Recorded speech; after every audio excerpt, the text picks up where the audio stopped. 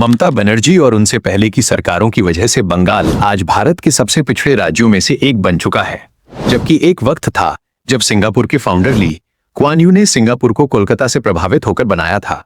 भारत में पश्चिमी चिकित्सा की पहली महिला प्रैक्टिशनर बंगाली थी। भारतीय एयरलाइंस की पहली महिला पायलट बंगाल से थी।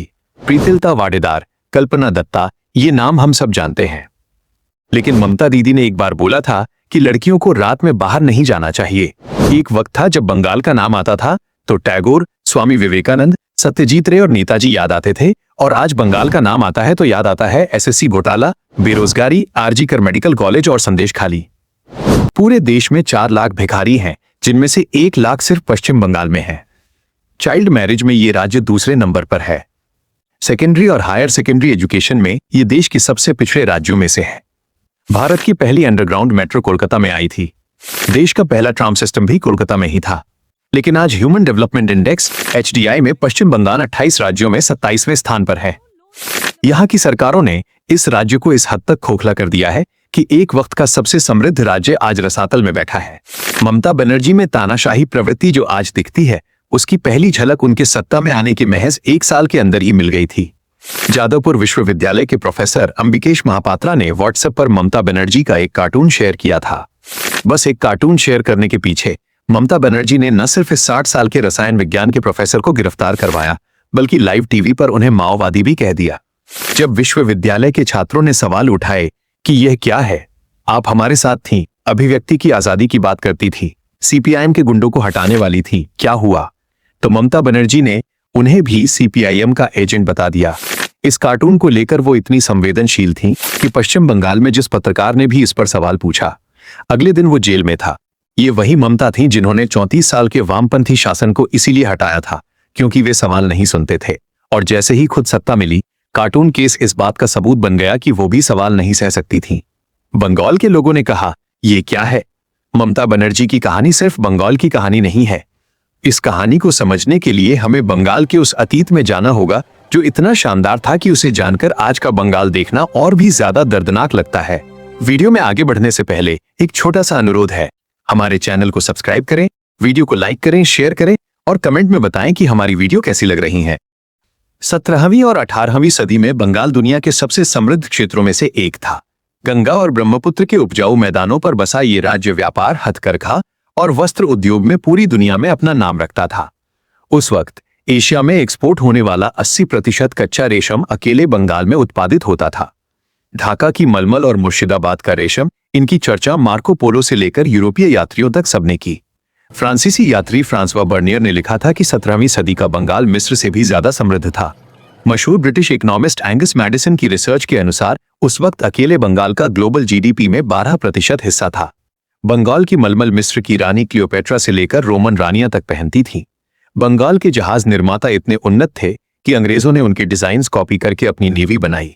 सिर्फ व्यापार ही नहीं, 1817 में हिंदू कॉलेज की स्थापना हुई जो एशिया का पहला मॉडर्न एजुकेशनल इंस्टीट्यूट था। 1857 में कोलकाता यूनिवर्सिटी पूरे एशिया में अपनी तरह की पहली यूनिवर्सिटी बनी। इसी ने भारत को पहला MA, पहला PhD और पहला डॉक्टरेट दिया। सत्येंद्रनाथ बोस ने आइंस्टीन के साथ काम किया। गॉड्स पार्टिकल हिग्स बोसोन का बोसोन इसी बंगाली वैज्ञानिक के नाम पर है।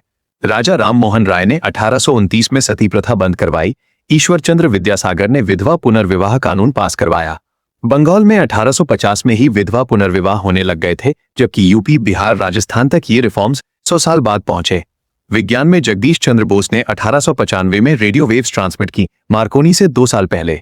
सुभाष चंद्र बोस ने 1920 में ICS एग्जाम दिया और पूरे ब्रिटिश एम्पायर के सबसे मुश्किल एग्जाम में 4थी रैंक लाए। सिर्फ 4 अंग्रेज उनसे ऊपर थे, फिर भी उन्होंने वो प्रतिष्ठित नौकरी आजादी के लिए छोड़ दी। 1947 में जब भारत आजाद हुआ, बंगाल भारत का सबसे इंडस्ट्रियली डेवलप्ड स्टेट था। पूरे भारत के इंडस्ट्रियल आउटपुट का 27% अकेले बंगाल देता था।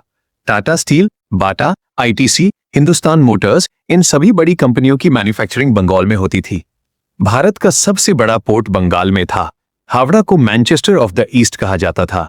IIT खड़गपुर, भारत का पहला IIT, 1951 में बंगाल में खुला। 1960 तक बंगाल एक डेवलप्ड स्टेट बना रहा। नेशनल GDP में इसका योगदान 10.5% था और per capita income national average से ऊपर थी। इंडस्ट्रीज तेजी से चल रही थी और उस वक्त बंगाल को एक आइडियल मॉडल कहा जाता था। 1967 का साल था। बंगाल में कांग्रेस की सरकार थी, लेकिन एक भयानक फूड क्राइसिस ने सब कुछ हिला दिया। चावल, गेहूं सब महंगे हो गए। जनता सड़कों पर उतर आई और भ्रष्टाचार के आरोप लगे। रिफ्यूजी क्राइसिस की आग अलग से जल रही थी। इसी माहौल में 1967 के चुनाव हुए और पहली बार कांग्रेस बंगाल हारी। यूनाइटेड फ्रंट नाम की कोलिशन गवर्नमेंट बनी, लेकिन ये सिर्फ 9 महीने चली। कोलिशन में झगड़े हुए, सरकार गिरी और बंगाल में प्रेसिडेंट्स रूल लग गया। लेकिन इस दौर में जो हुआ वो रूह कंपा देने वाला था। 1968 में एक्टर अशोक कुमार, दादा मुनि, अपने जन्म स्थान पर परफॉर्म करने आए। वेन्यू 500 लोगों से भरा था। तभी कम्युनिस्ट कार्यकर्ता वहां घुस गए, लोगों को मारा, महिलाओं के साथ दुर्व्यवहार किया और लाशें सड़कों पर बिखरी रहीं। इस पर ज्योति बसु का बयान आया, the rise of the proletariat against the bourgeoisie. इसी दौर में बिरला ग्रुप के मालिक आदित्य बिरला के साथ कोलकाता में राइटर्स बिल्डिंग के सामने बदसलूकी हुई। उनकी गाड़ी रोकी गई, कपड़े फाड़े गए और वो करीब 500 मीटर तक सिर्फ अंतःवस्त्रों में पैदल चले। उन्होंने तुरंत फ्लाइट पकड़ी, बॉम्बे गए, सारे इन्वेस्टमेंट्स वापस खींचे और फिर कभी कोलकाता नहीं लौटे। अब सोचिए कौन इंडस्ट्रियलिस्ट वहां रहना चाहेगा। 1977 में सीपीआईएम पूरी मेजॉरिटी के साथ सत्ता में आई। ज्योति बसु चीफ मिनिस्टर बने और यहीं से बंगाल की तबाही का असली अध्याय शुरू हुआ। सीपीआईएम की ट्रेड यूनियन C2 CITU ने पूरे बंगाल में एक ऐसी संस्कृति बना दी जहां हर छोटी छोटी बात पर स्ट्राइक हो जाती थी। फैक्ट्री ओनर्स को घेरा जाता था और फिजिकल वायलेंस होती थी। 1980 के दशक में बंगाल में हर साल औसतन 100 से ज्यादा स्ट्राइक्स होती थीं। हिंदुस्तान मोटर्स धीरे धीरे बंद हुई, बाटा ने मैन्युफैक्चरिंग दूसरे राज्यों में शिफ्ट कर दी, बर्न स्टैंडर्ड जैसी मेजर इंजीनियरिंग कंपनियां एक एक करके बंद होती गई। कम्युनिस्टों ने ये सब गर्व के साथ किया। उनका नारा था, कंप्यूटर खाबे ना लोग खाबे। कंप्यूटर खाना नहीं देगा, लोग काम करेंगे। उनका मानना था कि कंप्यूटर आएगा तो नौकरियां जाएंगी, इसलिए बंगाल में कंप्यूटर नहीं आना चाहिए। 1980 में जब पूरा भारत आईटी रिवॉल्यूशन की तैयारी कर रहा था, बंगाल में कम्युनिस्ट सरकार बैंकों में कंप्यूटर लगाने से मना कर रही थी।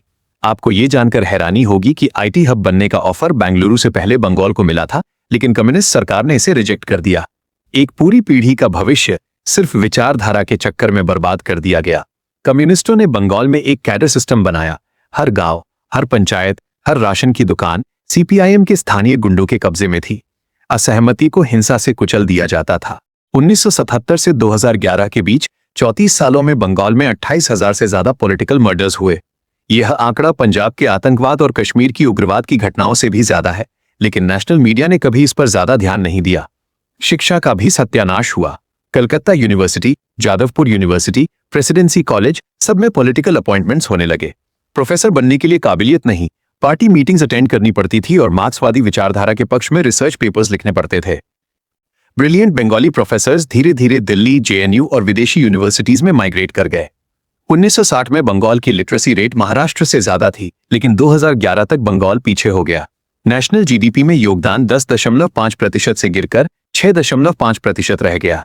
Per capita income national average से नीचे चली गई। बंगाल इंडस्ट्रीज का श्मशान बन चुका था।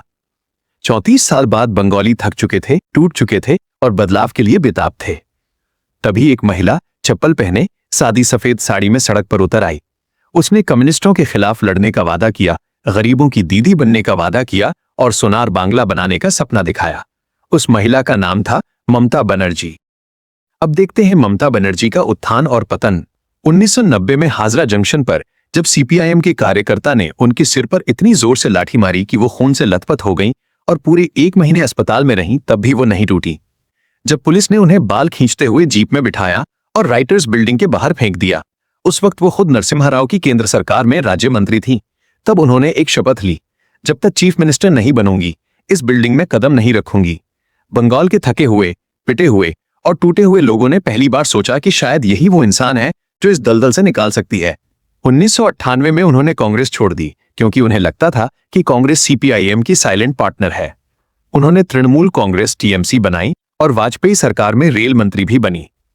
2006 में वो मोड़ आया जिसने ममता को बंगाल की सबसे बड़ी नेता बना दिया। सीपीआईएम सरकार ने रतन टाटा को सिंगूर में नैनो फैक्ट्री के लिए जमीन दी, जिसके लिए हजारों किसानों को बिना उचित मुआवजे के जबरदस्ती उजाड़ा गया। ममता किसानों के साथ खड़ी हो गईं, 21 दिन का अनशन किया। नंदीग्राम में जब पुलिस और पार्टी कैडर ने गोलियां चलाईं, 14 लोग मारे गए और महिलाओं के साथ जो हुआ वो बयान से बाहर है। ममता वहां भी मैदान में थी। उन कर रतन टाटा ने सिंगूर से अपना प्रोजेक्ट समेटा और गुजरात चले गए, जहां नरेंद्र मोदी ने उन्हें तुरंत जमीन दे दी। 2011 में वो हुआ जो बंगाल ने 34 सालों में नहीं देखा था। सीपीआईएम की सत्ता खत्म हुई, ममता बनर्जी मुख्यमंत्री बनी और पूरे बंगाल को यकीन था कि अब सब बदल जाएगा। लेकिन जो हुआ उसकी किसी ने उम्मीद नहीं की थी।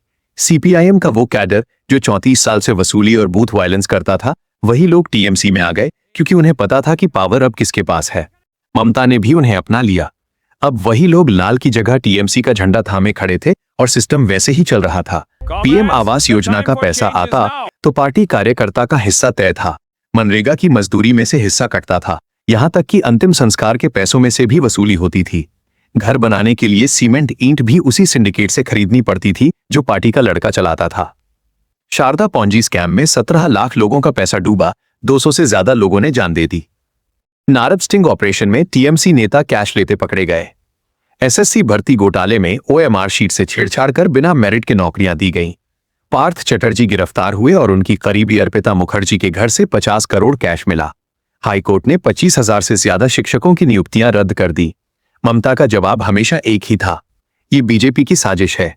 लेकिन सबसे दर्दनाक वो था जो महिलाओं के साथ हुआ। संदेश खाली में शेख शाहजहां और उसके गुर्गे स्थानीय महिलाओं के साथ जो करते थे वो सुनकर रूह कांप जाती है। और फिर आरजीकर मेडिकल कॉलेज का मामला आया। एक ट्रेनी डॉक्टर के साथ जो हुआ उसने पूरे देश को झकझोर दिया। हॉस्पिटल एडमिनिस्ट्रेशन ने इसे सुसाइड बताने की कोशिश की, क्राइम सीन पर कंस्ट्रक्शन शुरू करवा दी ताकि सबूत मिट जाए। ममता बनर्जी का बयान आया, लड़कियों को रात में अकेले बाहर नहीं जाना चाहिए। इसके बाद बंगाल की सड़कें ममता के खिलाफ भर गईं। डॉक्टर्स, स्टूडेंट्स और आम लोग उतरे। ममता ने खुद अपनी ही सरकार के खिलाफ जस्टिस की मांग लेकर रैली निकाली, जिसे देखकर लोगों को समझ नहीं आया कि हंसें या रोएं।